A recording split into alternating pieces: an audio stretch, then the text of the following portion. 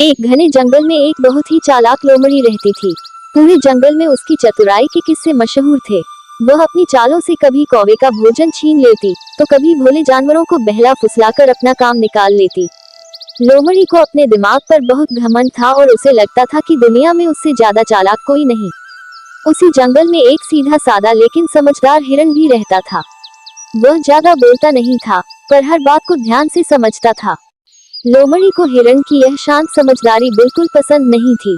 उसे लगता था कि हिरन उसकी चालाकी को चुनौती दे सकता है। एक दिन लोमड़ी ने सोचा, क्यों न इस हिरन को सबके सामने मूर्ख साबित कर दूं। उसने जंगल में घोषणा कर दी कि वह एक प्रतियोगिता रखेगी, बुद्धि की परीक्षा। जो जीतेगा वही जंगल का सबसे बुद्धिमान कहलाएगा। सभी जानवर इकट्ठा हो गए। लोमड़ी ने पहला सवाल पूछा, बताओ ऐसा कौन सा रास्ता है जिस पर चलकर इंसान आगे नहीं बढ़ सकता। सब जानवर सोच में पड़ गए।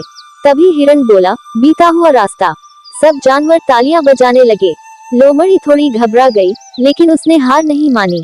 दूसरे सवाल में लोमड़ी बोली, ऐसी कौन सी चीज है जो जितना बांटो उतनी बढ़ती है।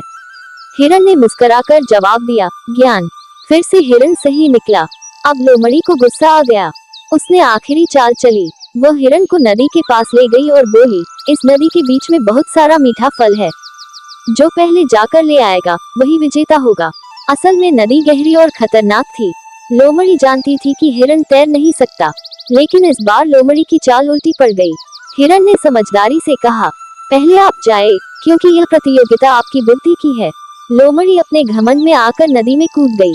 तेज बहाव में वह बहने लगी। मुश्किल से उसने अपनी जान बचाई और किनारे आकर गिरी। सब जानवर उसकी हालत देखकर हंस पड़े। हिरन ने शांत स्वर में कहा, चालाकी तब तक ही अच्छी है जब तक उसमें समझदारी और सच्चाई हो। केवल धोखे से जीत नहीं मिलती। उस दिन लोमड़ी को अपनी गलती का एहसास हुआ। उसे समझ आ गया कि हर बार चालाकी काम नहीं आती। जंगल में उसकी हार हो गई और हिरन को सबसे बुद्धिमान जानवर माना जाने लगा।